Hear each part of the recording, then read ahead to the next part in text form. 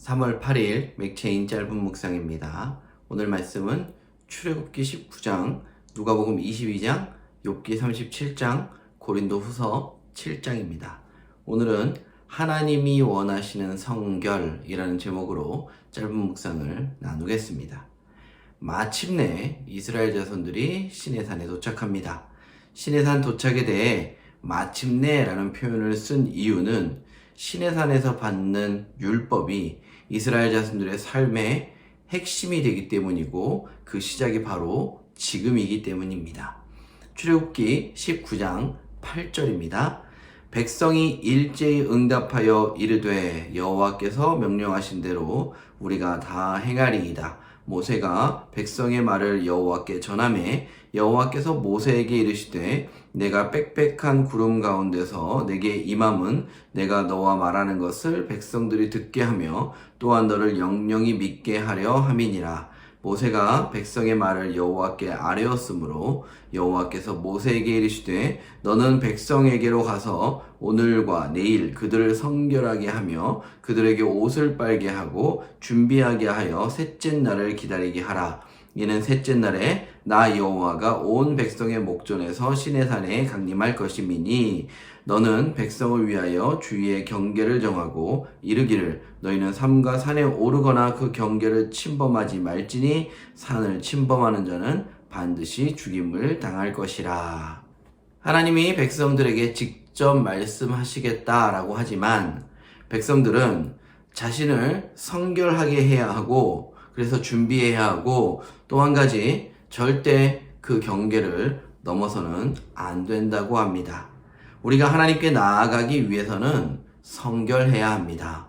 옷을 빤다는 것은 우리의 심령을 어린 양의 보혈로 깨끗이 씻는다는 상징적 의미를 갖습니다.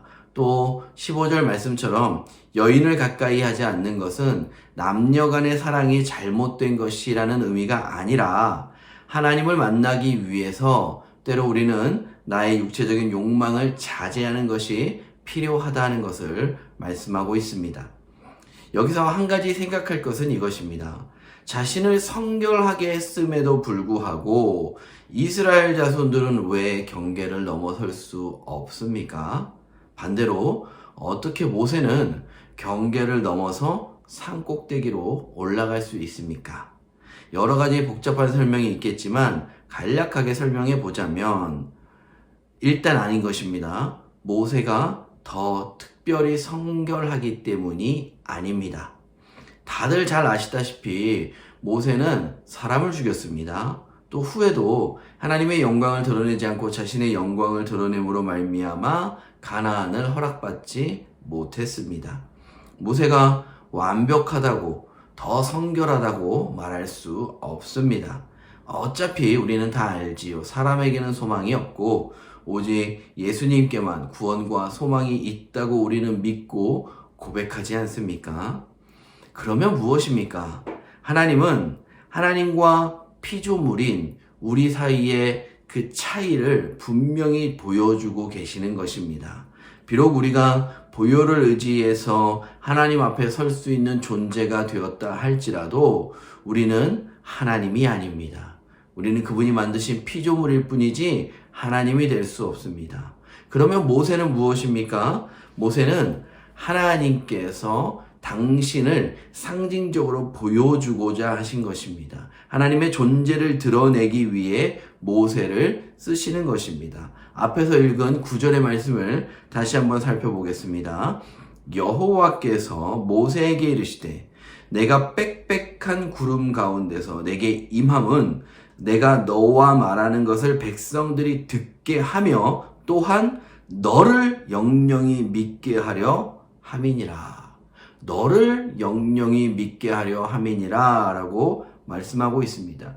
하나님이 아닌 모세를 믿게 한다는 것은 당연히 하나님의 본래의 목적은 아닐 것입니다.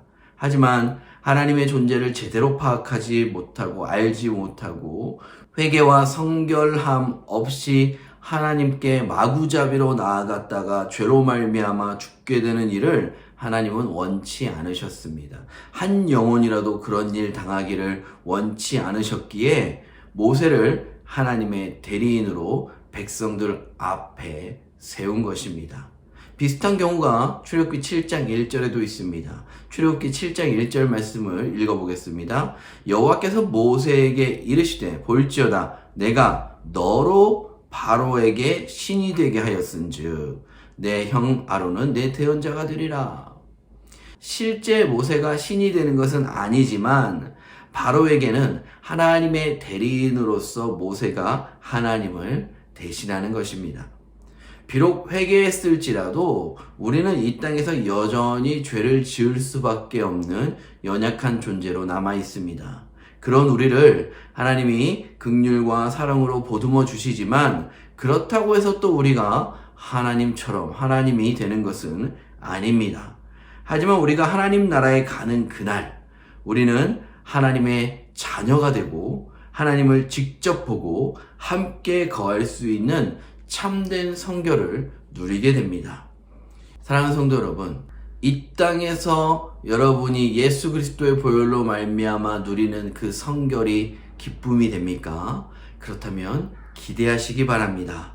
그 나라에서 온전히 누릴 성결은 우리가 상상하는 것 이상의 영광과 기쁨으로 우리를 채울 것이기 때문입니다. 하나님 앞에 성결하시고 더 참된 성결을 기대하며 살아가십시다.